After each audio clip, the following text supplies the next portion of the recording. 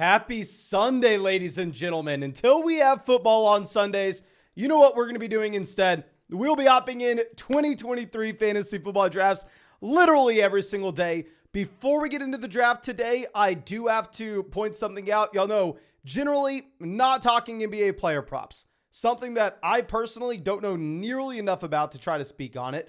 But what I will say is, whenever Underdog has a special bet for everybody, you have to go ahead, you have to take it. So they voted, y'all voted, I guess everybody on Underdog, between a free bet or a 100x multiplier. I voted for the free bet, but it looks like everybody else voted for the multiplier. So go to your app, include Jokic in a player prop parlay, and then if you pick 2, 10x, 3, 20x, 4x, 50x, and then 5, 100x. So make sure you are taking advantage of that. I would have rather had a free bet, but it is what it is. Let's go ahead and let's get this set up. And we are going to be hopping in a puppy draft, ladies and gentlemen. I'm sure that y'all been drafting a million teams in the puppy already. I mean, as you can already see, the puppy is filling incredibly fast.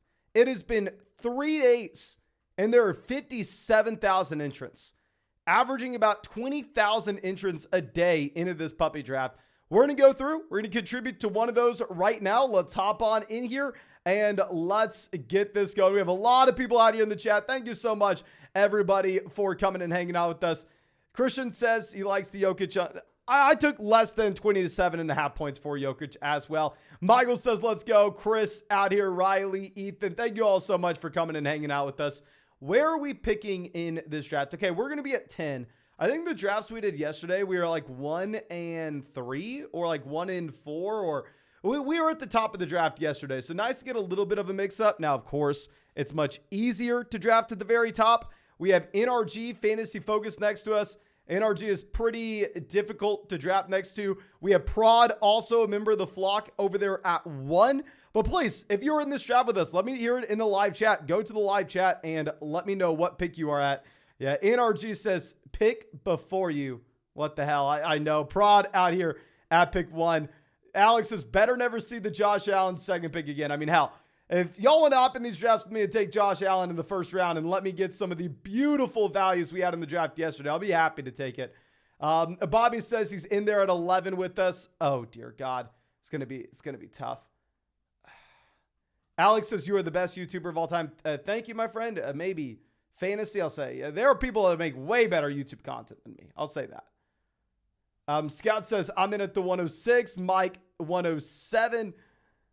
Garrett pick 4. Ooh.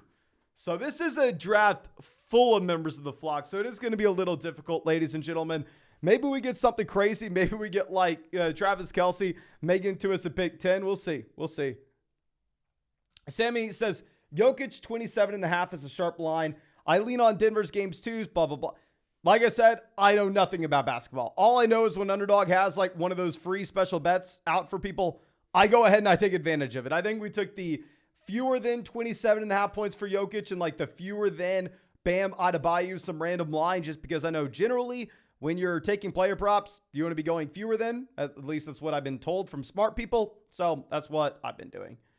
Steve says, I canceled the date so I can watch this live stream. Probably the best decision of your entire life, my friend. But thank you, everybody hanging out with us. Now, AJ Brown going off the board at 7. Diggs at 6. Like I said, you are seeing, Kelce fall a decent amount. Kelce, someone I haven't drafted at all. Now, I heard, and of course, this is from Twitter, so who the hell knows if it's true? It's probably not. But rumor is out there that maybe, just maybe, the Chiefs aren't in on DeAndre Hopkins. Kelce goes off at 9.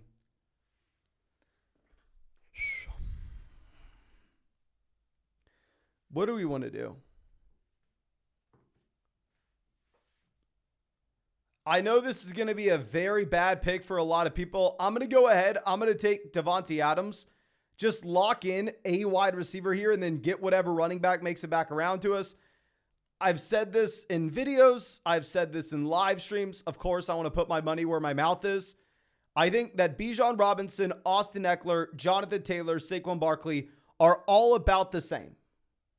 I think that they're all very similar. So if I have the ability to get one of those guys, I'm not going to sit here and cry about which one ends up making it back to us. If it's Bijan, it's Bijan. If it's Barkley, it's Barkley. If it's Taylor, it's Taylor. But we'll go ahead. We will take Adams. And yes, I understand people are going to be mad at us for not going Bijan Robinson. And y'all know, I mean, if anybody's going to be rooting for Bijan, it will be me. I mean, I'm a former Texas Longhorn. I interviewed the man at the NFL draft. I'm about to order his jersey. But well, we're seeing. Okay, now you have Eckler, Bijan, Taylor all going off the board.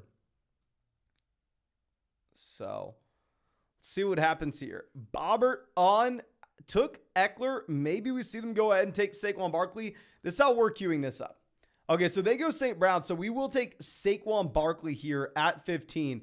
Definitely going to be a unique build. If Adams has an ADP of about 12 to 13, Barkley has an ADP of 16. Be very few teams in this overall tournament that has this combo out the gate. And I understand a lot of people would rather have had Bijan Robinson and Garrett Wilson rather than Devontae Adams as well as Saquon Barkley. I understand that's what y'all want. And trust me, if you are in a draft, I'm not going to fault you at all if you go in that direction. Most people are doing so. But yeah, I mean, I know, I understand, guys. But of course, if you want to get into a draft and if you want to take Bijan Robinson 10 and then Garrett Wilson at 15 instead, you can do so. This is Underdog Fantasy. I mean, you can go through and hop in a draft literally in any of these states. If it's in yellow, you can. If it's in gray, you can't. And unless you've been living under a rock, you've already heard me say this a million times, but this is the puppy tournament where it's a $5 buy-in, $1 million prize pool, best ball tournament, no time commitment at all during the season. So I drafted over 700 teams last year. How I'll draft over 700 teams this year. Won $150,000 last year on Underdog. And of course, when you sign up with promo code FLOCK, they're going to match your first deposit dollar for dollar up to $100. And with promo code FLOCK, you'll get my 2023 fantasy football rankings and a free trial to flockfantasy.com. So make sure you're taking advantage of it. Daniel says, is Underdog available in Mexico? I'm very sorry, my friend. Underdog is not available in Mexico. Available in Canada, outside of Ontario, and available everywhere in the U.S. outside of those like 5 or 6 states that you can see on this map. Okay. Now, let's see. Pedro coming out says, rebuilding a 12-team dynasty full PPR team around Saquon and Pierce. If you are a rebuilding roster, you sell both guys. Was offered Lamb and ETN for CMC and Diggs. Go take Lamb and ETN if you're a rebuilding team, my friend. Still have Eckler and Amon-Ra St. Brown. Should I extend it? Yes. If you are a rebuilding roster, please go trade for CeeDee Lamb and Travis Etienne there in a dynasty format. Love it, my friend. Okay. Now, Planet says, the day will come when you draft Bijan, my friend. It will come. Like I said, Bijan Robinson, pick 12. I really like it. If Bijan Robinson is going in the same range as Eckler, Taylor, Barkley, I think that he is a strong pick, and I'll be happy to go through and take Bijan Robinson there. The reason that I've had no Bijan Robinson up until this point is, if y'all remember, he's fallen a ton lately. I mean, before now, Bijan Robinson was someone that was going at pick 4, pick 5, pick 6, pick 7, right after the NFL draft. So if you're going to get him instead at pick 11, 12, 13, 14, trust me, I'll be drafting Bijan Robinson in this range. Okay. Now, Steve says, Mason, why is Olave's price? So I've actually made a video on Olave, my friend. Look for the videos this past week. Something to do with like a breakout, or stop disrespecting this breakout wide receiver. And I went through and talked about Chris Olave in depth there, my friend. Okay, now Metcalf off the board here at 26. So interesting to see Metcalf go this high. You have Jalen Hurts at 27. Personally, I'm going to go ahead. I'm going to take Jalen Hurts. I'm going to take Josh Allen over DK Metcalf. Let's see, Josh Allen still available. Where's the Stephon Diggs team? Okay, more scouts, please, is probably sweating right now to see if they're going to be able to get Josh Allen. Jacobs goes 28. Josh Allen's still in play for him here. They took Stephon Diggs, Jalen Waddle out the gate. If they go Diggs, Waddle, Josh Allen, oh my gosh, I'm going to be jealous. I am going to be jealous. Jake says, how many likes for another draft after 350 likes, my friend? And we will fire up another draft after this one. And we may need to, because it looks like more scouts, please, actually won this draft here with Allen falling to them in the third round. Allen, Diggs, Waddle. Beautiful, beautiful combo there, my friend.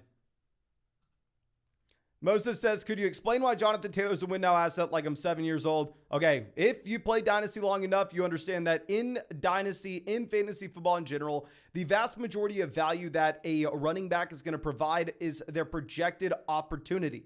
So as you look out into the future, that projected opportunity is far from certain, dependent on the position that you are looking at, particularly at running back. You see those RBs fall off earlier rather than later. And at the same time, if we are looking at this, if you're looking at a player like Jonathan Taylor, he doesn't necessarily do a lot for you. If you're looking to try to get a high rookie pick this next season, Taylor in Dynasty is not going to see his value go up going into 2024. His value will either stay neutral or dip down just naturally as you see running backs' career arcs in Dynasty.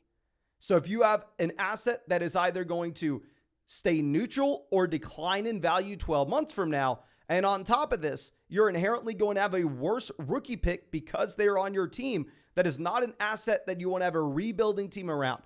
You would much prefer going through and selling Jonathan Taylor, and in return, going out there and getting someone like CeeDee Lamb, where you're much more comfortable about the three-year outlook from this point. Okay. Drew says he took Josh Allen so fast. He did. Yeah, his team is beautiful. His team is beautiful. Okay, now Gibbs going off the board here at 37. Okay, we're going to go ahead. We're going to take Najee. Obviously not too comfortable only having one wide receiver through the first 4 rounds here, but that's why we reach on a wide receiver in round 1. That way we can go through, and that way we can take what we perceive to be the best values on the board, which is Saquon Barkley there at pick 15, Lamar Jackson over Calvin Ridley, Deebo Samuel, and then Najee Harris over Jerry Jeudy and Christian Watson. So, yep, we definitely reached on Devontae Adams. Not going to deny that for a second, but at the same time, it's specifically so we can take these other values that we really like here, such as Lamar Jackson as well as Najee. Now, Mark says, where do you draw the line in taking 2 to 3 quarterbacks on Underdog? Very, very hard to give you an exact answer. It's going to primarily depend on, obviously, the draft capital for those guys. I would say if you take Mahomes, if you take Hurts, if you take Allen, if you take Lamar, or honestly throw in Herbert, Fields, and maybe even Lawrence, 9 times out of 10, you're only going to want to draft 2 quarterbacks with that build. Now, if you were to take 3, the scenarios in which you do so is you wait until round 16 and 17 to grab your quarterbacks 2 and 3. You wait until round 17 and 18 to grab your quarterbacks 2 and 3. Those would be the scenarios where it makes sense to take a 3 quarterback approach, even if you have one of these elite level options.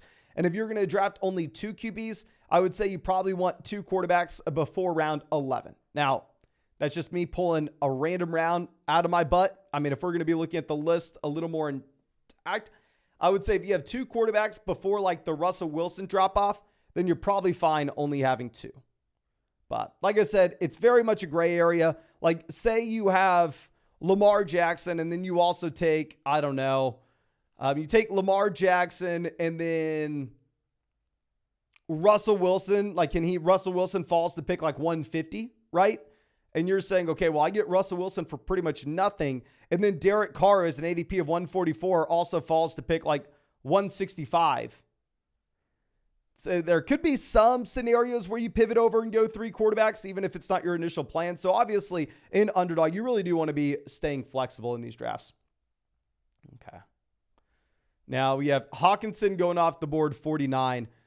Herbert goes 50. Good for us to see these QBs go. Obviously, we are at a point where we're kind of wanting to have some wide receivers make it back to us.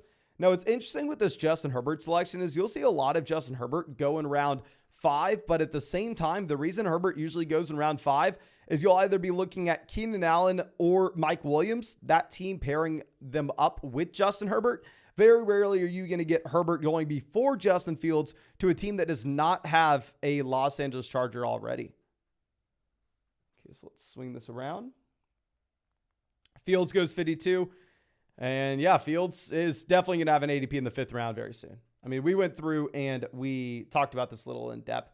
But Jeep Guy out here, happy to see you, my man. And yeah, Jeep Guy sent a picture of him wearing the Flock merch in the Discord. Love to see it, my man. I showed it to the girlfriend. She loved it as well. So super happy to see that. And yeah, if you're in this live chat right now and you got the merch that we sent out for people who are members of flockfantasy.com and signed up for Underdog with promo code FLOCK, let me know. We still have more merch to send. And if you want a shirt, please also make sure you go fill out the Discord, fill out the Google form in the Discord. If you signed up to Underdog with promo code FLOCK and you are a paid member of flockfantasy.com. But let me know if you got the shirt. But yeah, thank you. Dane says, when should I get the merch? It depends when you filled it out. So if you filled it out correctly in that those email addresses you gave me had signed up for Underdog Fantasy with promo code FLOCK and also had a paid account, which I know you are a paid member on flockfantasy.com, my friend.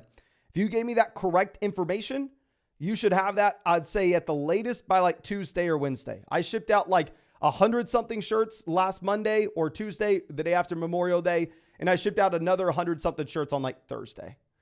Okay, Godwin goes. So we're going to go ahead. We will reach on Jackson Smith and Jigba. I understand it is a reach, but I like Jackson Smith and Jigba. And I do think that he is going to be playing over Tyler Lockett by the time we get halfway through this next season.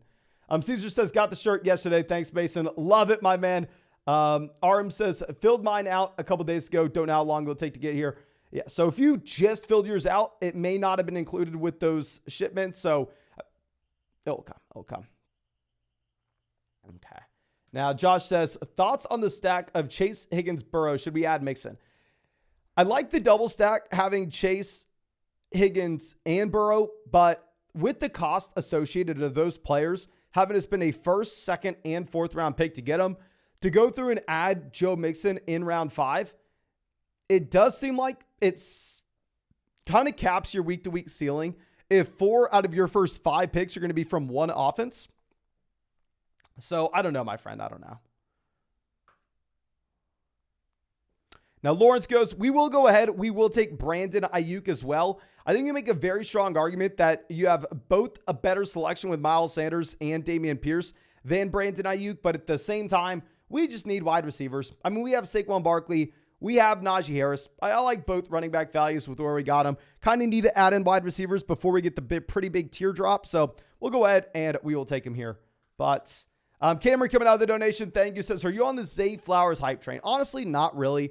I mean, if I'm going to be looking at the prospects that you had this year, I do truly believe that Jordan Addison, Quentin Johnson, and especially Jackson Smith and Jigba were significantly better prospects than Zay Flowers. And while everybody's sitting here expecting that, yeah, the offensive coordinator change will help the Baltimore Ravens passing volume, and Baltimore all of a sudden will be, I mean, not as run heavy as we've seen in years past, I still don't buy the fact that people think that they're going to go out there and be like the Bucs over the past few years in terms of the passing attempts that they have.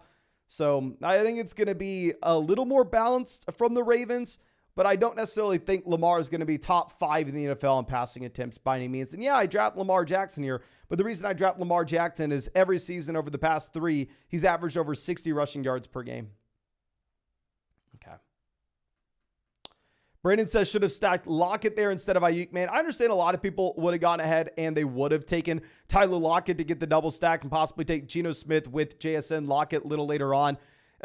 My mind, I'm just making a bet that you actually have Jackson Smith and Jigba supplanting Tyler Lockett. I'm going to bet that this is the year Lockett isn't necessarily the guy.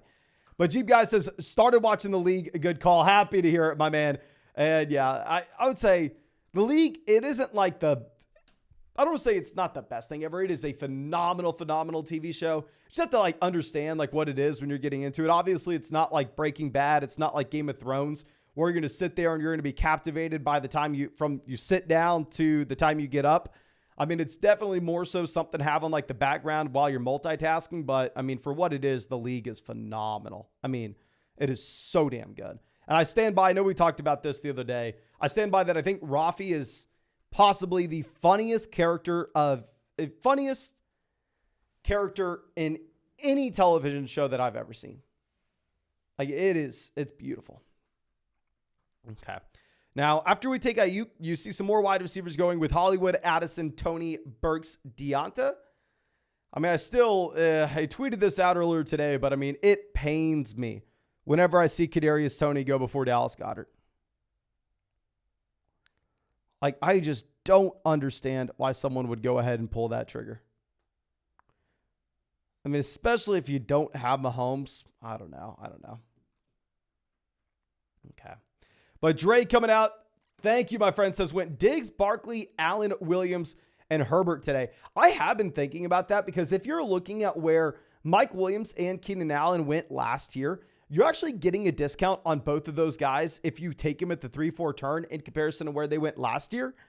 So I think it's something that I'm not going to do like often, but I do think I may mix in some both Keenan Allen and Mike Williams teams just because it's not as expensive as it was a year ago. And if you take both those guys in the majority of drafts, you should be able to see Justin Herbert making it back to you. Okay, now Dalvin Cook off the board, 78. I definitely would have taken Dalvin if he would have made it to us. I mean, this team is looking juicy here. For more scouts, please. They have a beautiful build there. Okay. Fantasy Picks says, love the drafts every day, brother. Thank you so much, my man.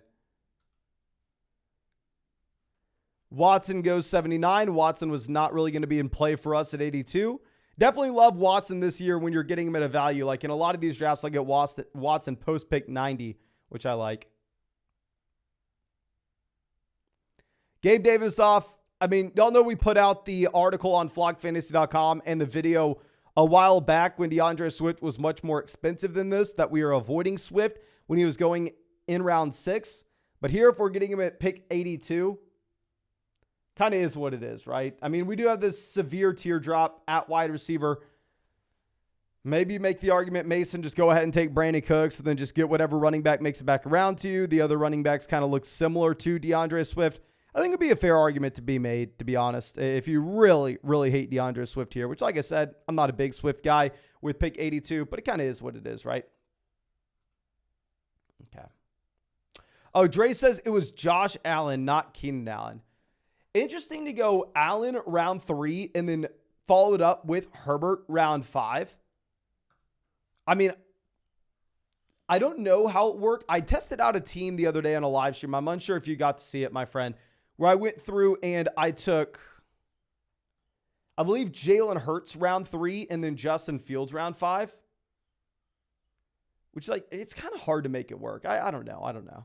Now, what most people would do here is they would say, okay, well, we have Lamar Jackson. We need to build in some correlation with this team. We're going to go ahead. We are going to take Zay Flowers. Zay Flowers, arguably the best wide receiver on the board. He stacks with Lamar Jackson, blah, blah, blah. Now, the thing is, in my mind, I'm not a big Zay Flowers guy.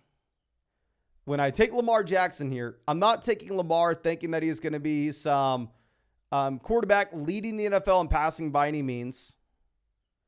I'm taking Lamar because I think this is a quarterback that is going to have a ton of rushing production. We'll go ahead and we'll do what the smart people would do. We'll just take Zay Flowers. I don't love it. It's boring. It's, in my mind, not great when the other running backs on the board, in my mind, are much better values. And the vast, vast majority of times, I am going to be avoiding Zay Flowers here.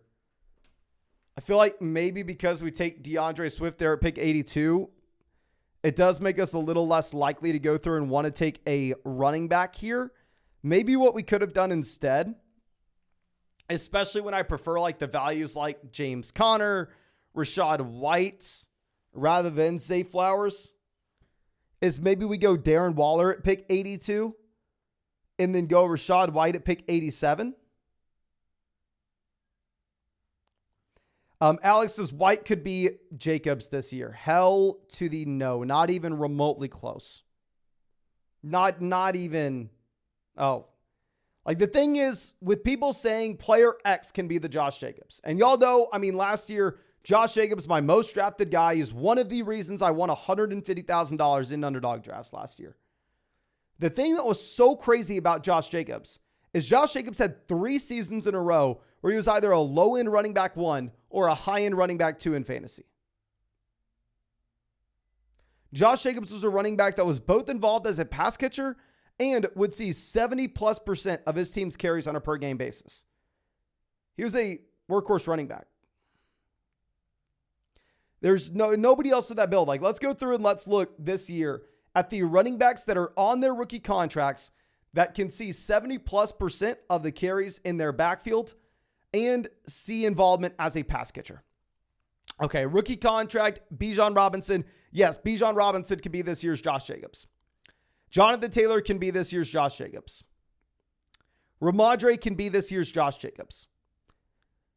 Breece Hall can be this year's Josh Jacobs. Travis Etienne can be this year's Josh Jacobs. Najee Harris can be this year's Josh Jacobs. Walker can be this year's Josh Jacobs. Dameon Pierce can be this year's Josh Jacobs. Outside of that, nobody else has a shot. Outside of that, nobody else have we seen production from consistently, while at the same time having the size profile and being on that rookie contract, having the youth to turn into this year's Jacobs. So, I don't know. I mean, Rachaad White could definitely break out. I'm not saying Rachaad White can't be a bad pick. It's just, in my mind, not a really good comp, right? Rachaad White can turn into DeAndre Swift from 2 years ago. That's what Rachaad White can be. I'm not saying that's a bad pick here. Like I said, in the vast majority of teams, I'll go ahead and I'll take Rachaad White over Zay Flowers. And I think Rachaad White is a much better pick than Flowers. The only reason is we are very desperate to go through and grab a wide receiver, and he does correlate with Lamar Jackson. So, like, I want to be on record. Rachaad White can easily be a good pick here in round 8, but at the same time, we need to be careful on who we say can be this year's next Josh Jacobs, you know? And I'm not trying to pick on anybody here. I'm just saying, because I'm not dogpiling on you, my friend. It's just that I've seen that message a million times that player X can be this year's Josh Jacobs. So it's more so talking about the greater overall point. Okay. Now, Jameson off the board. Scott says, just turned my son-in-law Donovan onto Underdog today, and he's watching the vlog for the first time. Thanks, Mason. No, thank you so much, my man, and welcome, Donovan, to the vlog. Happy to have you. Now, we have Jameson Williams off the board to pick 98. Jameson, not really someone that we would have been looking at here, of course. I mean, just considering the fact that if you look at our wide receiver room, right, I mean, we have some guys that maybe could be productive at the end of the year, but at the same time, the beginning of the season, we're going to need some help, which obviously we'd get the exact opposite if we were to go through and take someone like Jameson Williams. I mean, we already have Jackson Smith-Njigba as well as Zay Flowers. So we definitely need some help when it comes specifically to the short-term production for wide receiver and not necessarily for weeks 15, 16, 17. Okay.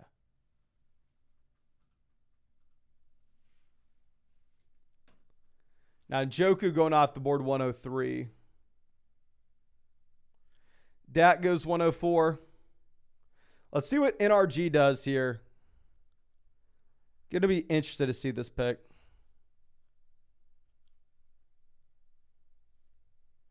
Takes Allen Lazard. We'll go ahead and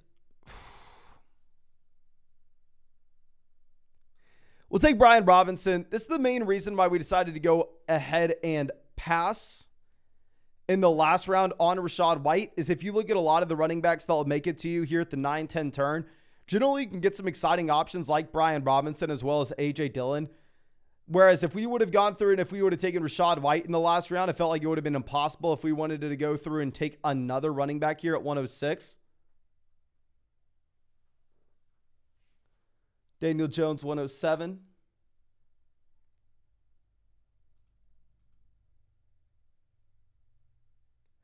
Who's Got Stacks says, I've taken only 3 bell cow running backs in a few drafts. They called me a madman. I'm fine going with the hyper-fragile build if you take 4 RBs. I understand a lot of people really want to overthink it and they want to go super hyper-fragile and only take a total of 3 running backs, even if they take those guys at the very top end of the draft. I'll tell you exactly in my mind why that is a horrendous strategy. Let me make our next pick. I'm going to keep this on the screen so I don't forget. In my mind, I know a lot of smart people think that they can go through and do it. I think it's a very, very bad way to build your team. Just give me a second to talk about it. Okay.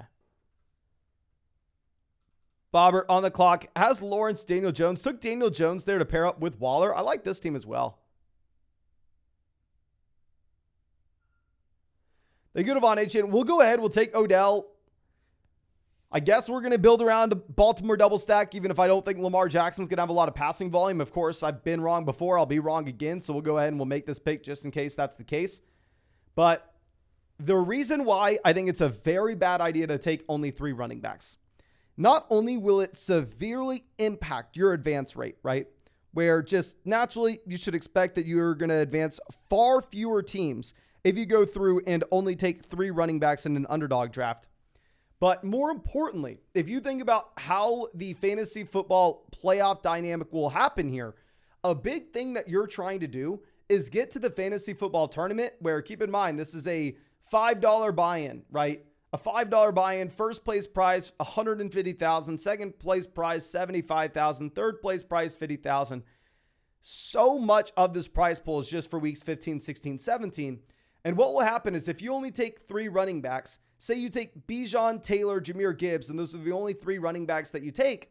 If you were to advance past round 15, if you were to advance past round 16, and you were to get to round 17, and you were to get to the fantasy football playoff tournament in the first place, what that will mean is that will mean that Bijan Robinson, Jonathan Taylor, and Jahmyr Gibbs will all have had massive, massive seasons, right? Where if those are your only 3 running backs, and they are so good that they can carry you into the tournament and carry you past the first 2 rounds, then if you were to get to the final round, every single team is going to have Bijan Robinson, Taylor, and Jahmyr Gibbs. So if you take a 4th running back, even if that's later on, like you take Rashad Penny, you take Antonio Gibson, that could help you have more of a unique approach and more of a unique build once you get to the fantasy football playoff tournament, rather than only having those 3 guys. Because if you're going to get the last 3 there, I mean, they are going to have to be so damn good that so many teams are going to have them. Now, real quick, just in case you have not heard, we're firing up another draft after this if we hit 350 likes in this live stream. So if you want to see another draft, make sure you go down there and hit that like button. And of course, if you want to get in our next draft, this is Underdog Fantasy. Go sign up with promo code FLOCK and they'll match your first deposit dollar for dollar up to $100. And on top of that, promo code FLOCK, you'll get my 2023 fantasy football rankings and a free trial to flockfantasy.com. And of course, who got snacks? I could be completely wrong about that. I know people smarter than me have gone through and they've taken 3 running back build approaches. But in my mind, it's like, okay, are we really making that much of a difference by taking the 11th wide receiver instead of the 10th or the 10th wide receiver instead of the 9th? Whereas we could actually end up with a unique build there if we take that extra 4th running back. Okay. Now let's move this down. Darnell Mooney there at pick 123.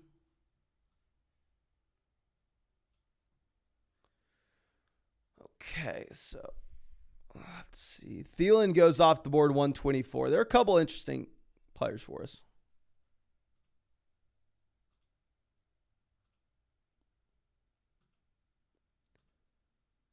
This could be exciting. None of these teams have Lockett, so we may get Geno making it back to us. Obviously, with JSN, we would love to grab some Geno Smith here. Geno Smith goes 128 to the DAC team.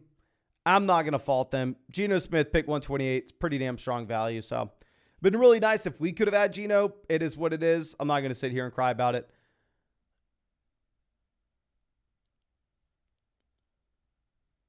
This is the point where I want to say it's probably a mistake because I know a lot of smart people are avoiding them.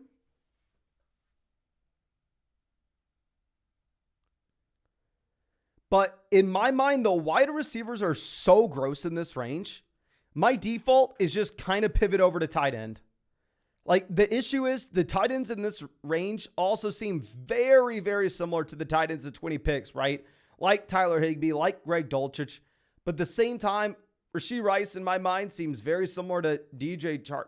I mean, maybe Rasheed Rice is actually a little better than that.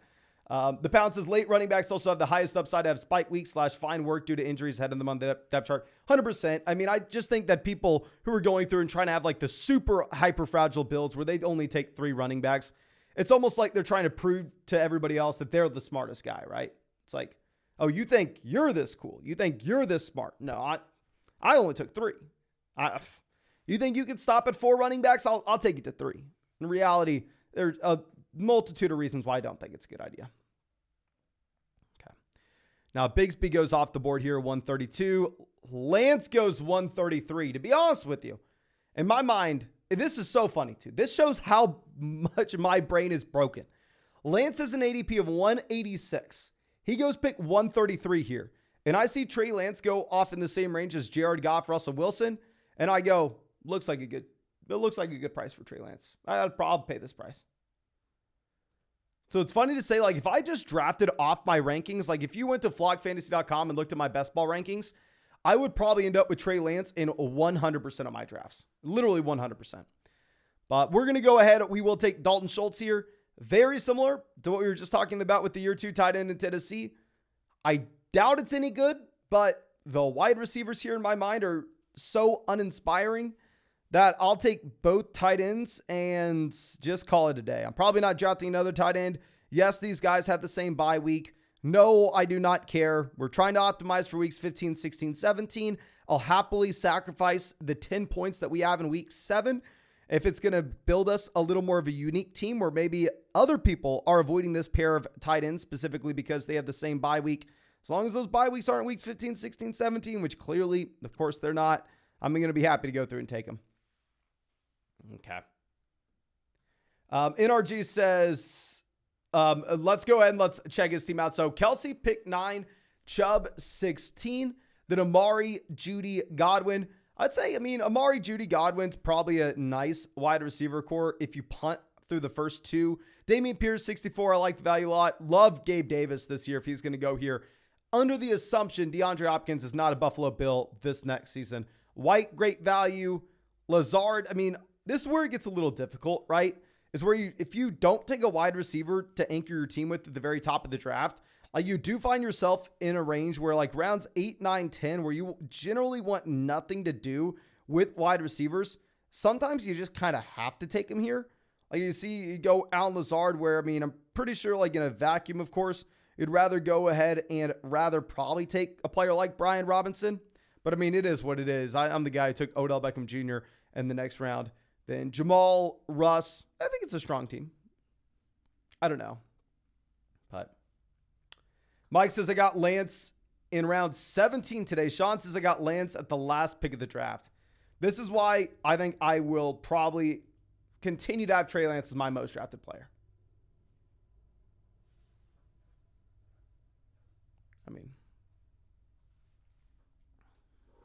Okay, let's move this down.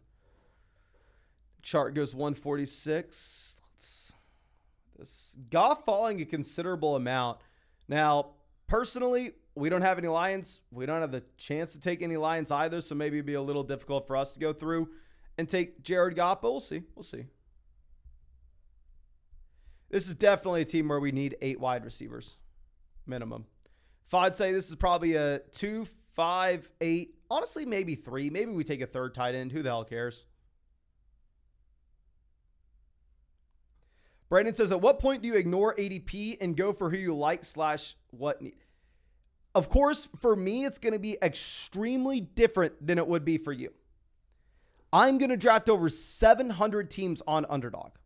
Going back to what we were discussing previously, Lance has an ADP of, 185. And I think Lance is a fine selection at pick 130, 140. So if I were to ignore ADP, I would have Trey Lance in every single one of my drafts. And I've been wrong before. I'll be wrong again. So for me to take such a hard stance, it would be a massive risk on my end where maybe we don't necessarily want to go through and have to take a risk like that. So for me, I am always considering ADP. Of course, I'll go through and I'll take my guys, but I'll take them in an appropriate range.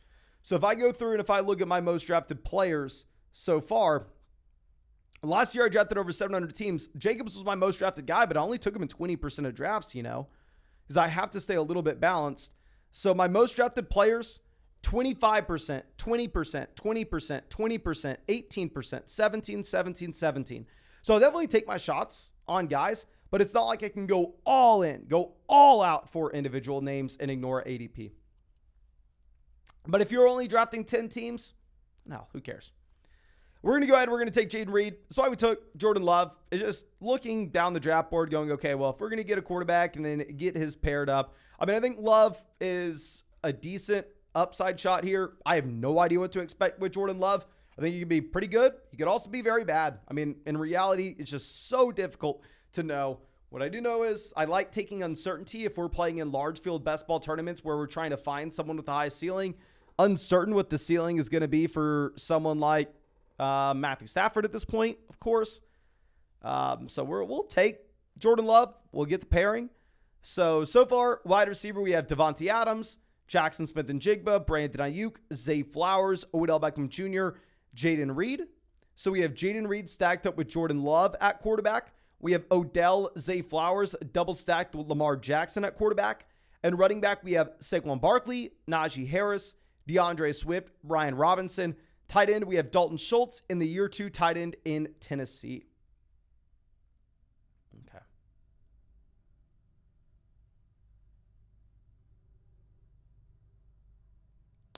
Jeep Guy says, Mason, I'm the commish of a home redraft league.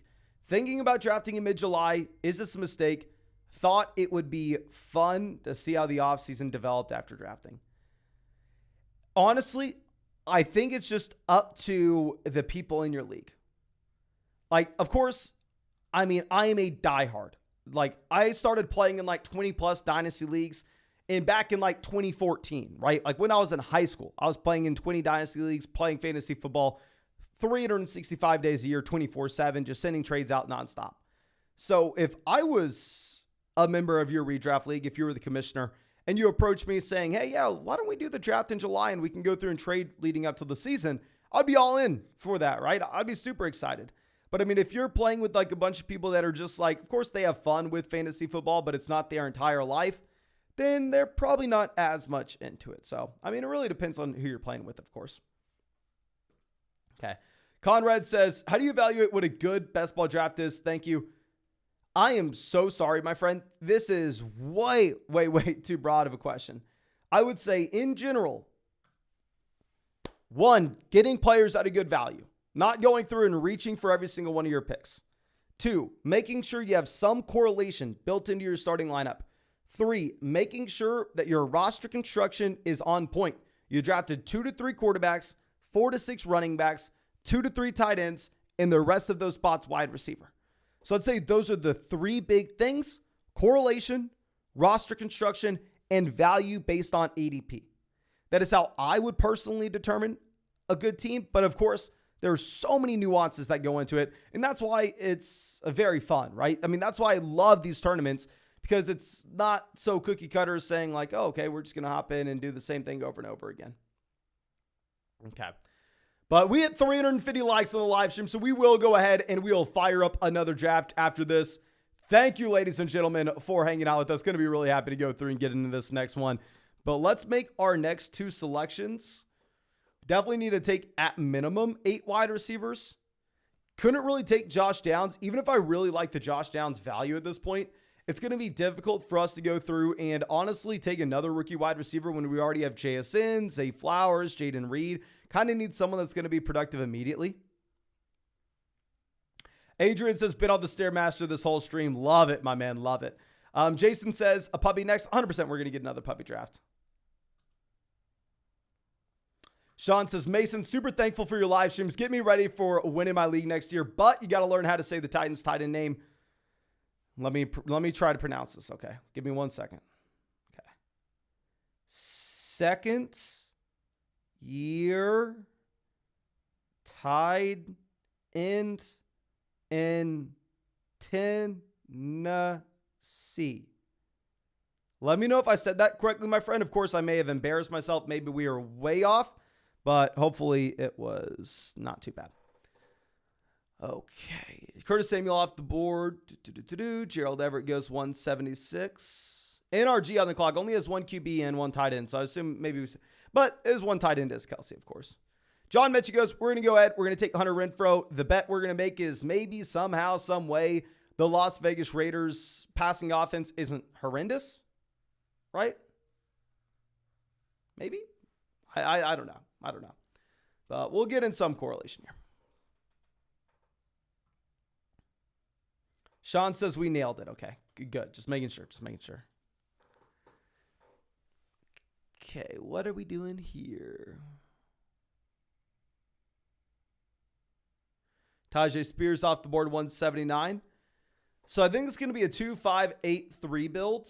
To be honest, I think a lot of other people would make it a 2-5-9-2 build. I just think that in general, since wide receivers have been pushed up so much in these underdog drafts, I'd rather be a wide receiver light compared to what the quote-unquote smart people would say.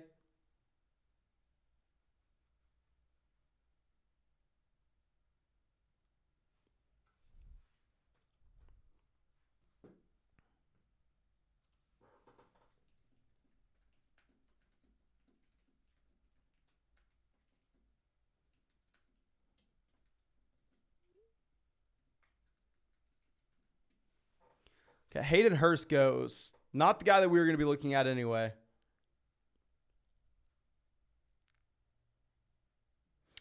Knox goes. That's the player that we wanted. So we'll go ahead and take Taysom. I haven't drafted much Taysom Hill. I don't think it's good. I would have much preferred having either Hayden Hurst or Dawson Knox, to be honest. Oh, dear God, dear God.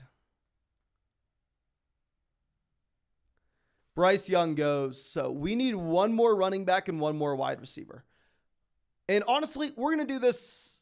We're just going to do that on my phone. Let's go ahead and let's hop into another draft. I don't think y'all need to see exactly what running back, wide receiver we're taking. I'll go ahead and I'll make sure I let you know. I mean, we'll just say it out loud, but let's make sure we get into another one of these real quick. But let me show this for everybody. And of course, if you have not done so already, go down there, drop a like on this live stream. And let's hop in this puppy too real quick. It's a $5 buy-in, $1 million prize pool. Let's swing this around. Okay, so let me show this off just in case you are a caveman and have not seen me do this a million times. But Underdog, best ball, no time commitment during the season. Drafted over 700 teams last year. We'll draft over 700 teams this year as well in the live stream. Won over 150,000 on Underdog last season. Here, this is the puppy draft. It's a $5 buy-in, $150,000 first place prize, $75,000 second place prize. Obviously, a large section of importance here is going to be in weeks 15, 16, 17 for the fantasy football playoff tournament, which you have to try to optimize for. That's why, in general, I kind of like taking rookies in these underdog drafts, kind of like taking guys that maybe will be slow to start the season, but they can end and have massive weeks at the end of the year. But of course, if you want to get an underdog draft with us, never too late. We're doing this every single day until the season starts. Sign up with promo code FLOG, and Underdog will match your first deposit dollar for dollar up to $100. Get my 2023 fantasy football rankings and a free trial to flogfantasy.com. But Dane says, what's your favorite position to draft from? Pretty damn close to this one, my friend. Pretty damn close to this one. I mean, having three I really like. You have Jefferson off at 1, Chase off at 2, then we're going to go ahead and get another elite level wide receiver. In this case, Tyreek Hill. OMG is a member of the flock, but please let me know if you were in this draft with us in the live chat. Let me know. Jesse says, at the gym, drafting a puppy, watching the stream. Love it. Love it, my friend. Okay.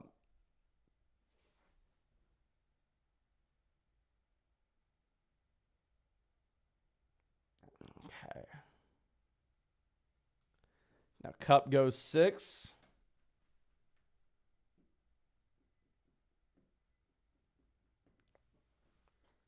Interesting to see Cup fall behind Diggs.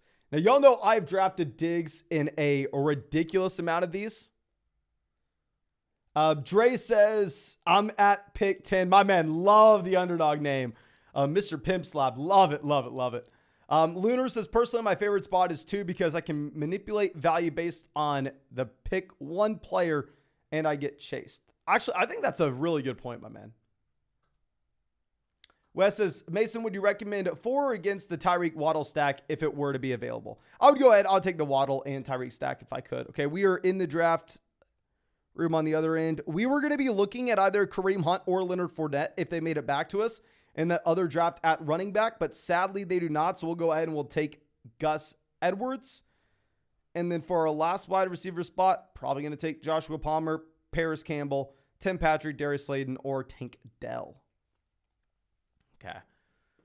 So Garrett Wilson's been falling just a little bit in some of these drafts. This one he does go 14. And yeah, Eckler continuing to go over Bijan Robinson. Grant says, what format is this draft? A lot of wide receivers going early. Yeah, so in these underdog drafts, you have to start 3 wide receivers. And since it's best ball, these guys are naturally going to slide up the board. We'll be able to find better running back values a little later on in this draft. Okay, Barkley goes 16. Swing this around. Mahomes goes 18. Very rarely are you seeing Mahomes go this early anymore. But, I mean, this is the team that took Travis Kelce, and very rarely you're going to get Mahomes making it around 3. So we have Pollard, Olave off the board. Higgins goes. So we'll get Nick Chubb, pair up with Tyreek Hill. Hell yes. I assume we were going to go ahead and take Devonta Smith and possibly get Jalen Hurts or Josh Allen on the way back around. But no, we'll go ahead and we'll take Nick Chubb.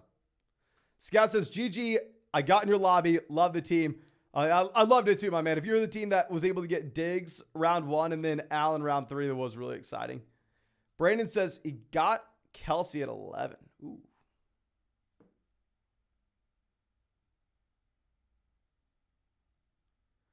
Okay, Hurts goes 24. Did this team auto Jalen Hurts? Or are we possibly going to see an auto Jalen Hurts and then an auto Josh Allen? No, they go Metcalf. Never mind.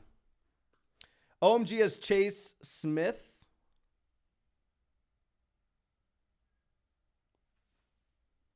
I have no idea what to expect.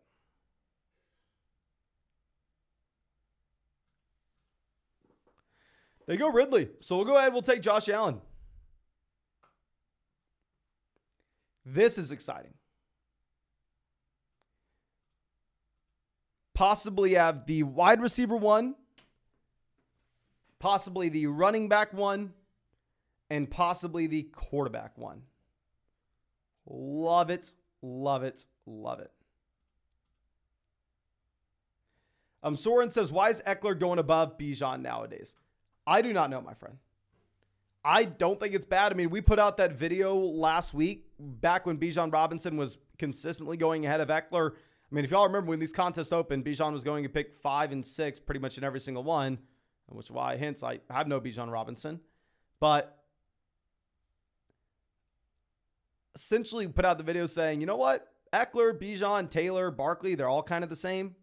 So I wasn't going through and I wasn't drafting Barkley at 5, 6, 7. If he's falling into the range of these other guys, just as we said in the other draft, I will take him now. Okay. Flagavelli says, who are your favorite music artists of all time? Okay. This is something that obviously is such a nuanced answer, right? Because I think everybody goes through like different music phases where you really like one artist for a period of time. And like, I'll listen to one artist for like 3 months straight and know every single song and be obsessed with them and think that they are the best artist that has ever put out music. And then generally after I listen to someone nonstop for like 4 to 5 months, it's like, okay, yeah, I mean, occasionally I'll play a song again, but I'm kind of done with them. And I think now, like, and of course I don't want to try to compare myself to like a music artist or anything, but now someone who's like put out content, and I feel like our videos kind of get more views than anybody else in fantasy football. Like, I feel like we've kind of gotten to the top of fantasy football. I feel like whatever you do, it's very easy to get to the top. I think what is hard is staying at the top, because if you're like a musician, right, you can go through and you can try out a million different things. And if you're a small person, if you have no following, there's no risk. And you can just try out different things until something works and you jump to the top. But then once you're at the top, anything you put out is so dissected and so, like, I would say, criticized, and it's very difficult to try new things. So for that reason, I've come to really respect, like, just honestly, it sounds like the most basic thing ever, but someone like Drake, to be honest, just because, of course, you may like his old music better than his new music, or his new music better than his old music. But regardless, he is someone that's been able to get to the top and stay at the top for a very long time, which in my mind is something that is almost impossible to do. Like, there are very few people you can point to that have been able to do that.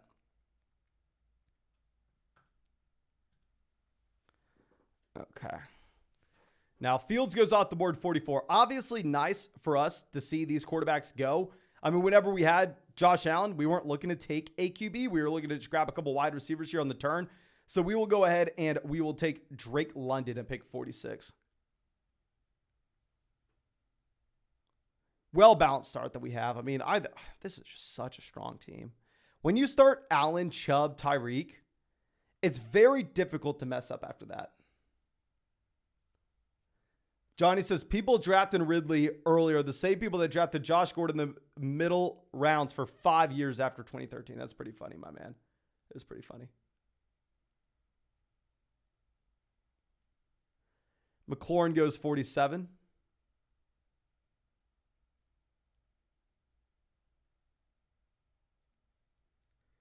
Moore goes 48. What will we be looking at?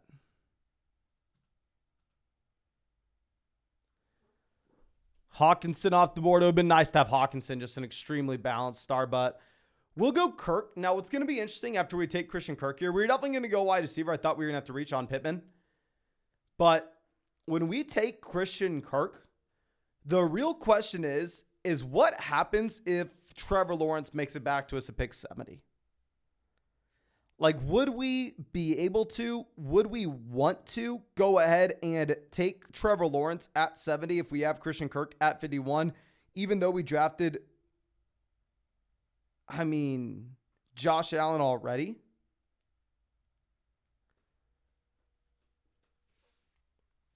I don't know. Couple other interesting developments are the teams at 1 and 2, they have yet to draft a running back. You have Justin Jefferson, DK Metcalf, DJ Moore at wide receiver for this team. The other team, Chase, Smith, Ridley, McLaurin, Michael Pittman. So it is interesting.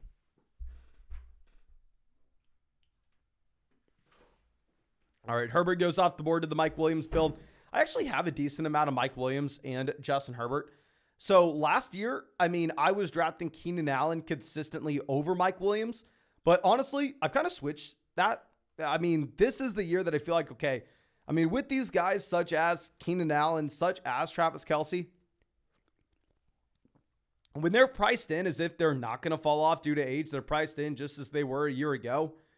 When in years past, everybody was talking about their age, this is when I'm beginning to get a little nervous with those guys.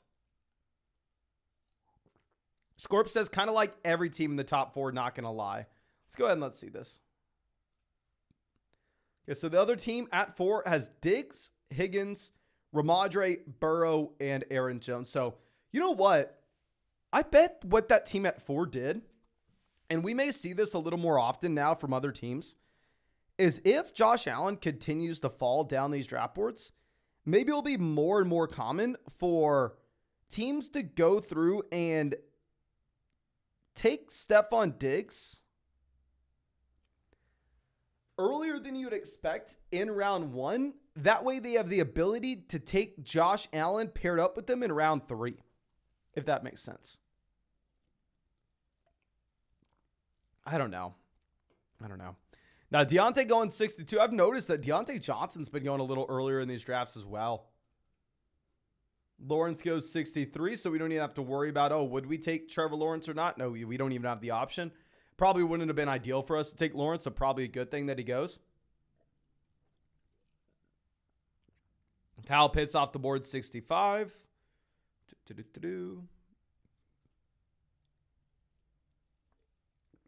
Lunar says, I'd an absolute madman take A.J. Brown at pick 1 so we could take Smith and Hurts in rounds 2 and 3. Does seem a little aggressive. I mean, going through, and I understand, super valuable double stack, right? Having A.J. Brown, Devonta Smith, and Jalen Hurts, and it would be a very unique double stack as well. But through the first 3 rounds, you have 1 double stack? I don't know. I mean, what is the realistic upside there? Jeep guy says, what are you drinking? So y'all know I went in a little bit of a LaCroix phase the other day, right? Like I tried LaCroix for the first time, thought it was pretty good. Went back to Costco, and sadly, LaCroix was no longer on sale. And little known fact about myself is I will only buy something if it's on sale. So they had this knockoff. I'm assuming it's a knockoff LaCroix. I don't know what it is. A Spindrift that looks kind of like the same thing. It's sparkling water, but that was on sale. So that's what we got. Okay, so lock it off the board, 69. We'll go ahead and we'll take Mike Evans. Very rarely is Mike Evans going to fall here. I'm not going to reach on Dalvin, not going to reach on Swift, not going to take Akers. Goddard, someone that I take a lot in this range. I was expecting Goddard to actually make it to the 101 team that took Jalen Hurts, but I don't know.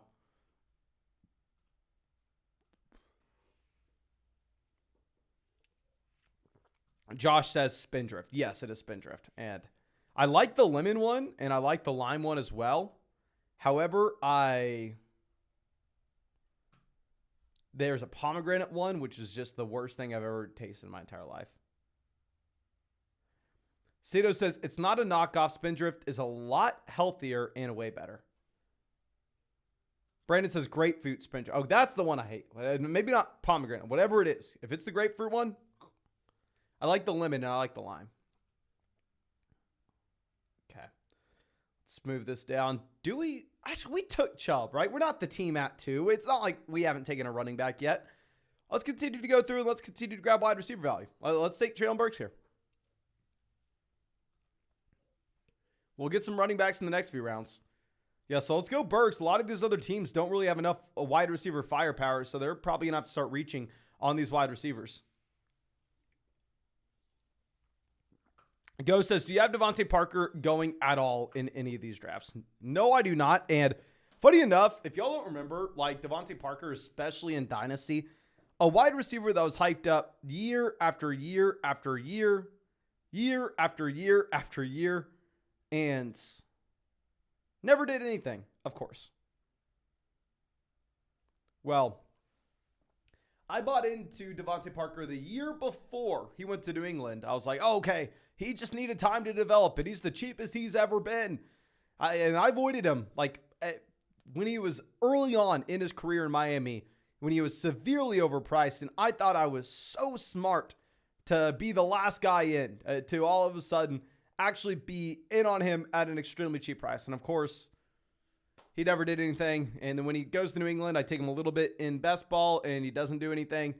I don't think Devontae Parker's actually he had the second half of that one season. I think it was 2020 or was it 2019? He was pretty damn good. But okay. Cito says real juice and Spindrift, no artificial flavors and chemicals. I thought LaCroix had nothing either. Because whenever I looked at the ingredient list in LaCroix, it said like only carbonated water. It said like in that, it said only in Volt. But of course it tastes like something, so I don't know.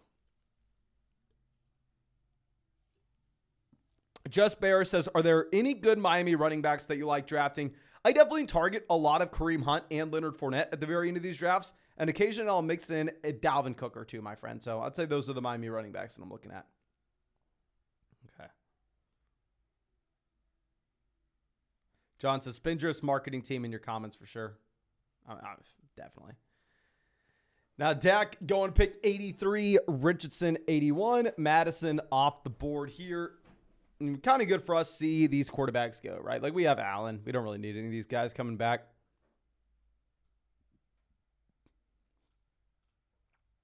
Jeep guy says, Danny Dimes top 10 this year. What are your thoughts? If they get Hopkins, 100% lock it in, of course. The main issue is who the hell is he throwing it to? He has rushing upside. Obviously, coaching staff's great, but You really wanted to see them go out there and actually get him some weapons. And it seems like he just has a million slot wide receivers to throw to. Metal Vault says, any new news on Dalvin? I have not seen anything, my friend. Okay. Montgomery going off the board at 89. Thomas.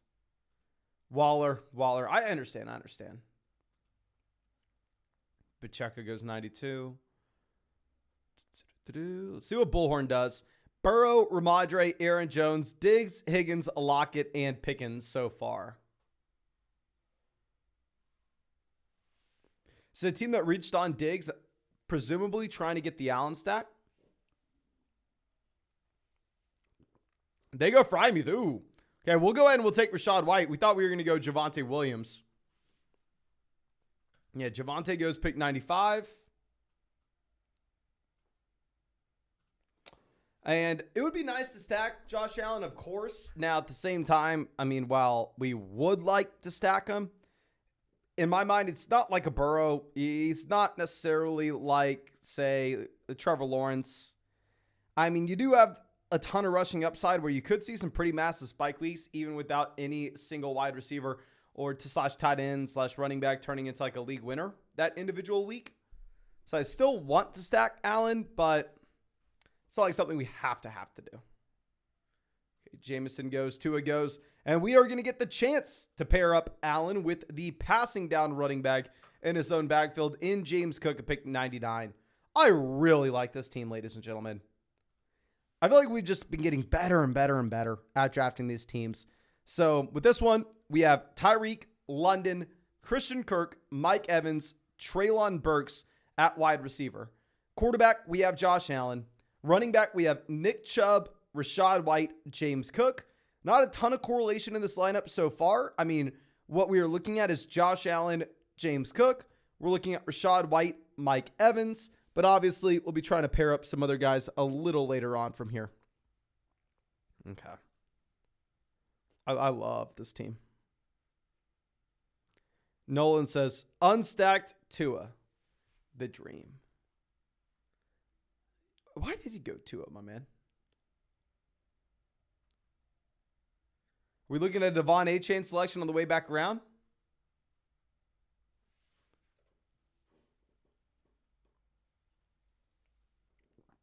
Okay, let's move this back.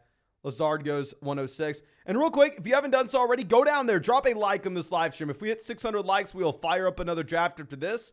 Looks like we are about 150 away from that happening. I can almost guarantee there are 150 people watching this that have not hit that like button. And if you want to get in our next draft, of course, this is on Underdog Fantasy. Sign up with promo code FLOCK and they'll match your first deposit dollar for dollar up to 100. Also get our 2023 fantasy football rankings and a free trial to flockfantasy.com when you sign up to Underdog with promo code FLOCK. Now, Kamara makes it all the way to 108. Devon A-Chain off the board at 107. Let's swing this back around. If we're going to look at some quarterbacks that we can take, we can always go Daniel Jones. You can always find Giants later on. Geno Smith, it's going to be a little more difficult. We don't have Metcalf. We don't have Lockett. We don't have JSN. Aaron Rodgers, I mean, yeah, we don't. Maybe we can go Tyler Conklin later on. So quarterback, not necessarily, a priority for us here.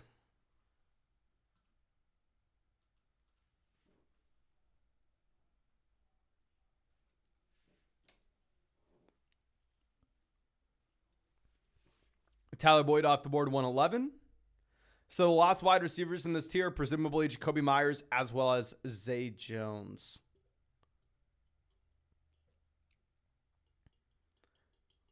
I'd taken some teams, the combo of James Cook and Damian Harris. I don't know if I would like it if we had Josh Allen. Obviously, Damian Harris goes here, so we don't even get the shot. But the reason I take some teams with both running backs is it seems like both guys are priced with the possibility that you have another running back going to Buffalo, which is definitely the case, right? But if a running back doesn't go to Buffalo, you could see both James Cook as well as Damian Harris being values. Where obviously, if Ezekiel Elliott goes to Buffalo, both guys are probably overdrafted right now. So I have been mixing in some spots where we take both of those guys. F it. We'll take Penny. In my mind, I don't think we have to be worried about any of these teams taking Dalton Kincaid. And if they take Dalton Kincaid and instead we're looking at Khalil Herbert or Elijah Mitchell, I'm not going to cry.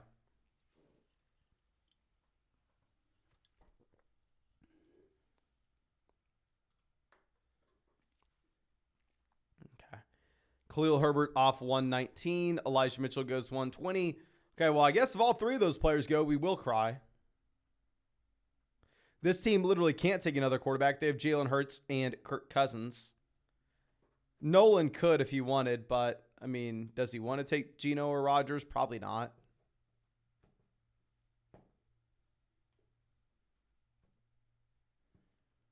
Jamal goes 121. Sky Moore goes. Okay, so we'll go ahead. We'll take Dalton Kincaid. No, I do not think Dalton Kincaid is a better pick than Geno Smith in a vacuum. I think Geno Smith is a much better selection.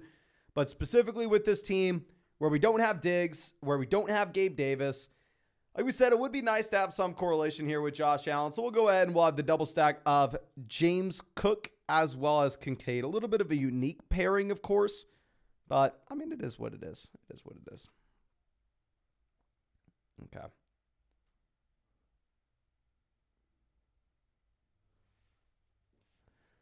Let's move this down.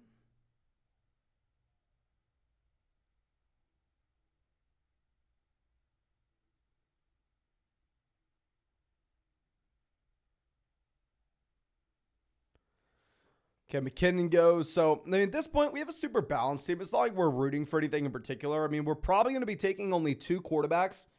I could easily convince myself to take 3 tight ends with this build. I think a lot of other people would only take 2. But personally, I'm not a big Dalton Kincaid guy, so it is what it is.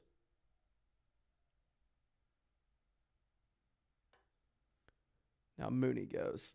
Matthew says, loving his draft at 6. Should be super unique. Let's go ahead and let's check out Matthew's draft. So has Kupp at 6. Yeah, very rarely will Kupp fall that far. Kupp, Pollard, Hall.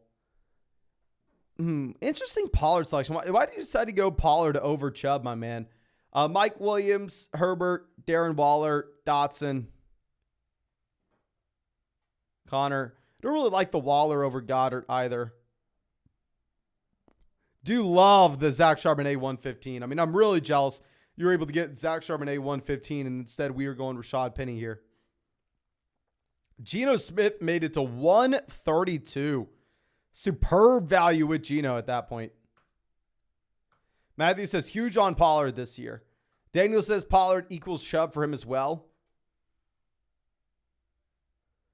Interesting. I mean, obviously Pollard was so damn good a year ago, but putting him neck and neck with Chubb.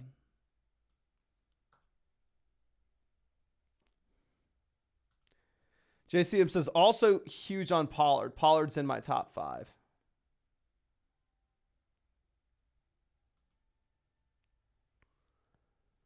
How much Pollard do I have? I honestly probably don't have enough. Let me pull this up. Bigsby off the board.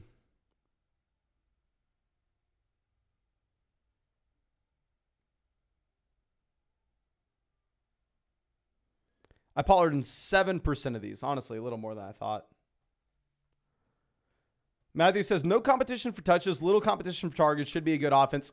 No, if you sit there and try to do the math and say, okay, which player is going to get X percentage of this offense, like it's very difficult to come up with a bad situation for Pollard. I'd say at the same time, like if you were confident that you knew who the second running back was in Dallas and you could take that guy in round 18 every single time, you would probably just be printing money. Like, looks like a lot of other people would rather have Pollard over Chubb as well.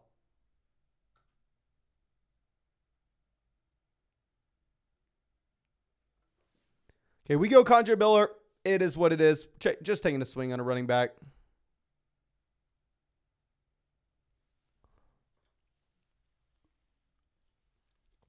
Okay, Derek Carr, Jordan Love. Carr we don't really have a reason to take. Love, we don't either. We'll go ahead. We'll take Higbee. I mean, we don't really need another wide receiver. At this point, we have Tyreek, we have London, we have Kirk, we have Evans, we have Burks.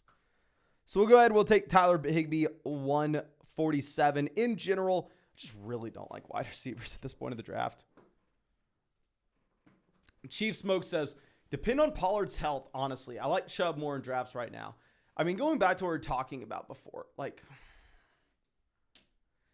I assume that it will be a split backfield in Dallas. Of course, Pollard's going to get 60 to 70% of the touches. Pollard will be the lead back there. But I don't expect Pollard to turn into Derrick Henry. I don't expect him to turn into prime Dalvin Cook. I still think he's going to be a phenomenal option in fantasy. But more so looking at what we were talking about previously in terms of if you knew specifically who you were going to be getting when it came to the running back 2 there, you would have a role on a week-to-week basis. And on top of that, this is a spot where if Pollard were to go down, you could find yourself with a league-winning running back. So if you could find a running back in Dallas that's going to see 30% of the backfield, and on top of that, have the handcuff appeal, like that's the easiest round 18 selection you could ever make. But at the same time, it's like, okay, well, who the hell is that going to be? I don't know. It's a very, very difficult question to answer. It's a very difficult thing to find out. And I don't have a strong answer for it. I wish I did. Okay, Jaden Reed goes 158. Pair up with Jordan Love, just like what we were looking at previously. So Marvin Mims off the board. Stafford goes 160. We could stop at 5 running backs if we wanted to with Chubb, Rachaad White, James Cook, Rashad Penny, Condre Miller. I think a lot of other people would stop at only 5 RBs here. I probably won't, be honest with you. Okay, so Devin Singletary goes 161. So Carr, if he were to make it to us, would have fallen 22 picks past ADP. Kyler will have fallen 6. Carr does end up going, though.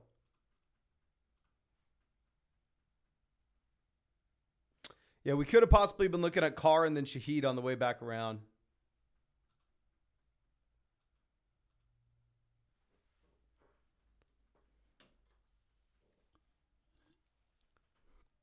Okay, I don't really care about Jeff Wilson. Happy to see him go. And if we were taking a 6th running back, we probably want to be waiting closer to the end of the draft to take that 6th guy, right?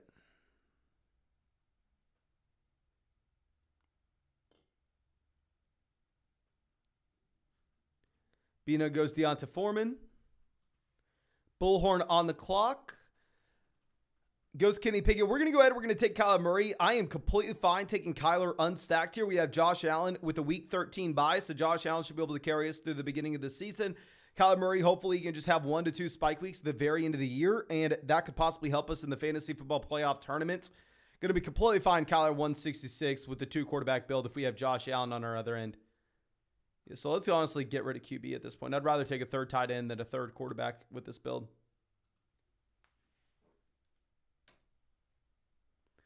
Downs goes 169. So honestly, I thought there was a strong shot that we were going to get a wide receiver that we liked making it back around to us. Clearly, we were wrong. Thought this team that had Akers, Elijah Mitchell, Jamal Williams, and Rashawn Johnson was a little more likely to go running back than they were wide receiver.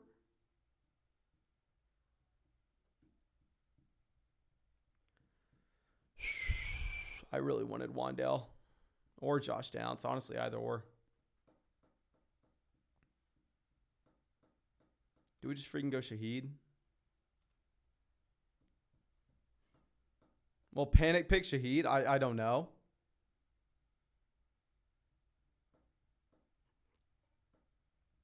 We have another piece in New Orleans. I don't know. I was just planning on going with the wide receiver with that pick. Feels like I've taken a lot of Shaheed, though, just because he never goes at his ADP. I mean, this is a player that always falls like 5 to 10, 10 to 15 picks past ADP. So, honestly, I'd expect that ADP to update relatively soon. I'd expect that this is probably not where he should be in ADP in general.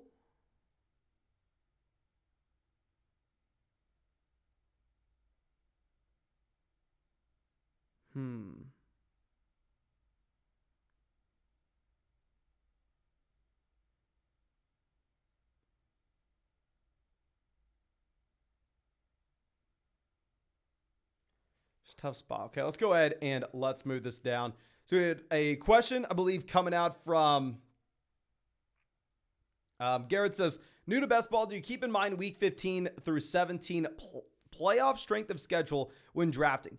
So a ton of people will do this. I mean, if you're looking at a lot of other analysis, a lot of people are going to be talking about week 17 matchups. A lot of people will be talking about week 16 matchups. And it's really going to be up to what you think is of most importance. In my mind, while it is a small piece of the puzzle, I do think that it is a very small piece, to be honest with you. So personally, it's not something that I spend a lot of time thinking about, even though other people that are smarter than me will. In my mind, I would rather focus in on trying to build correlation. I would rather go through and I'd rather focus in on trying to make sure that we have the right roster construction, that we can get these guys at value. And I know which players I want to be targeting, which players I want to be avoiding. And one big issue, if we're looking at strength of schedule now, is keep in mind, like, this is a big thing that I want to point out. When we're in this season, right, and we're submitting our starting lineups, and we're going through and we're looking at two wide receivers, and we say wide receiver A has a matchup against this defense. Wide receiver B has a matchup against this defense. It's very difficult to know exactly what guy you want to go with. I mean, we can have a decent idea. We can have some kind of idea of which player we think has a better spot and which guy we want to be going ahead and taking. A lot of times we're wrong when it comes to those matchups, and that's the week of. Now, imagine if we're trying to look at that 7 months out, 8 months out. I mean, if we're sitting here in June and trying to say this matchup in early July is going to be this. So not early July, in early January. So in my mind, it's so hard to figure out what the realistic expectations should be for these guys week 1. Going that far out is that much harder in my mind. Blake, happy to have you, my man. Says, what's up, brother? I'm back for year 3 of the best fantasy advice in the game. 60 drafts in so far. How have you been? I've been great, my man. Super happy to see you out here and hope that you had a phenomenal offseason.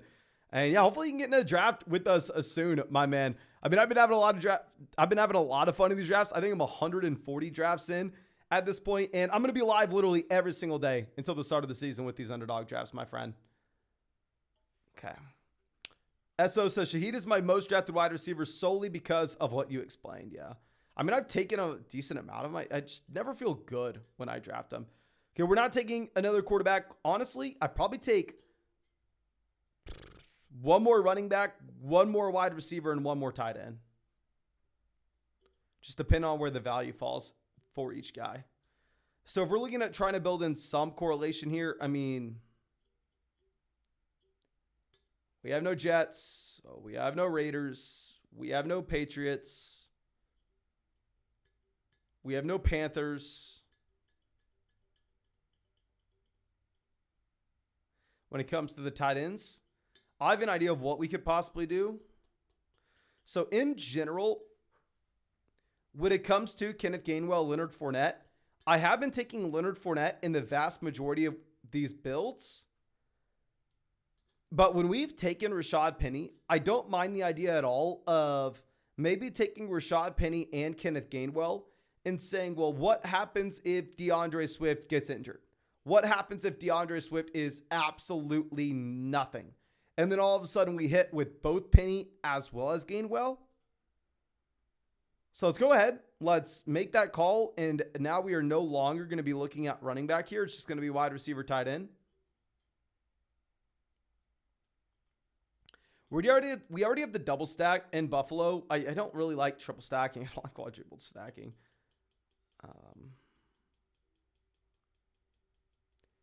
If Conklin could have fallen to us, maybe we could have gone Tyler Conklin, McCole Hardman.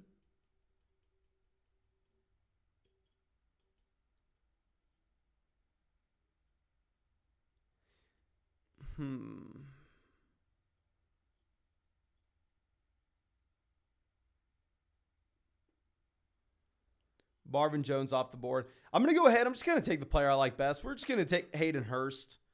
I mean, it is what it is. And let's go ahead and let's just queue up these wide receivers to end this draft. But let me show you all the board real quick. Of course, thank you so much for hanging out with us. And real quick, before we end this, I'm actually going to premiere a video in 1 second. It'll be our updated top 24 wide receiver rankings. If y'all had any interest in checking that out, I can make sure that we premiere that before we end this for y'all. So, of course, thank you so much for hanging out with us today. Really hope y'all had a great weekend, and really hope that we are able to see you out with the live stream tomorrow.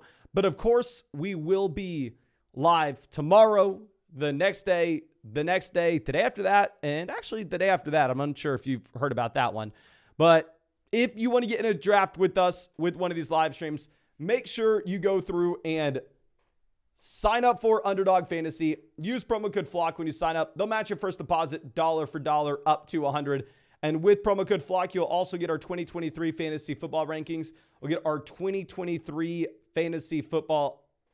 You will get in free trial to flockfantasy.com. A 100% deposit match available in damn near every state. Sorry, I'm trying to type a title for this video. Updated top 24 wide receiver rankings and tiers. Okay, let's do. We're going to premiere this right now. So please, everybody, asking a big favor from you. When you leave this live stream, go to your subscription feed because you better be subscribed to this channel.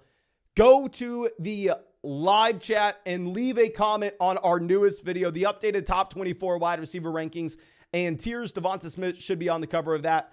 But thank you again, ladies and gentlemen. Really do appreciate you, and really do hope that we get to see you in that video premiere in that comment section right this second. That video should be live, but thank you so much for everything.